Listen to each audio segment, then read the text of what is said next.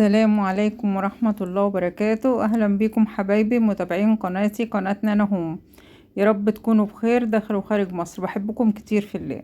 هنعمل مع بعض ايه؟ هنعمل مع بعض الحلاوة الطحينية الجميلة اللي قدامكم دي، اللي طعمها روعة ومكوناتها مظبوطة وبالعسل الأبيض.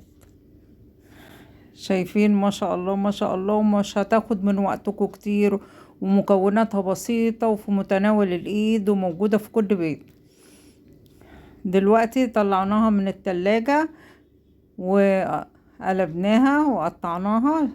طعمها تحفة تحفة وكل مكوناتها مظبوطة. بنقطعها مع بعض دلوقتي قطع.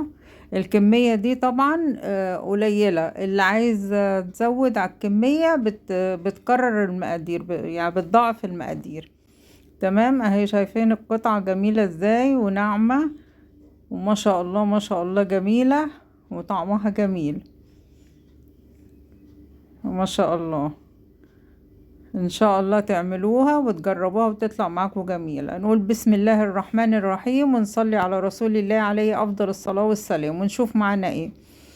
معانا كوباية لبن بودر، ومعانا نص كوباية طحينة، ومعانا ربع كوباية عسل ابيض، ومعانا فول سوداني حوالي 3 معالق بس مش هناخدهم كلهم، ومعانا سمسم برضو معلقة كبيرة برضو هناخد منها شوية في الخليط وشوية لما نيجي نحطها في العلبة.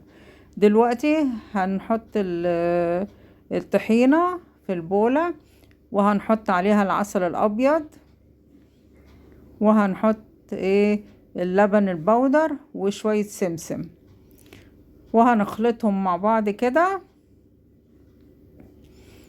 تمام، وهنحضر علبة وهنحط فيها كيس تلاجة،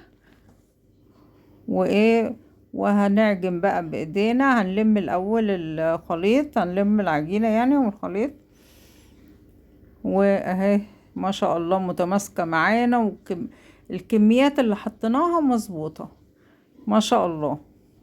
خلاص، وهندخل يعني هنحاول نخلي العسل واللبن البودر يدخل مع الطحينة ويتماسكوا مع بعض كده. هنجيب العلبة بقى اللي حضرناها، وهنضيف شوية سمسم، وهنضيف شوية فول سوداني. الإضافات دي حسب الرغبة، عندك أي حاجة تانية حطيها، مش عايزة تحطي حاجة خالص ما تحطيش. تمام، دلوقتي هنحط العجينة بتاعت الحلاوة، هنحطها في العلبة، وهنضغط عليها جامد كده، جامد جامد، عشان تبقى متماسكة وناعمة كده وكلها سوا واحد بقدر الامكان. اهو نضغط عليها بايدينا كده. تمام كده،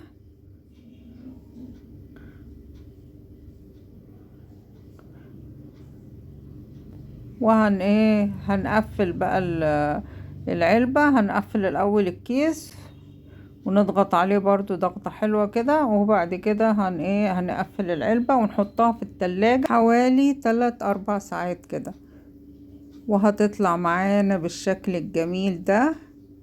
وهنقلبها اهي ما شاء الله بقت قالب.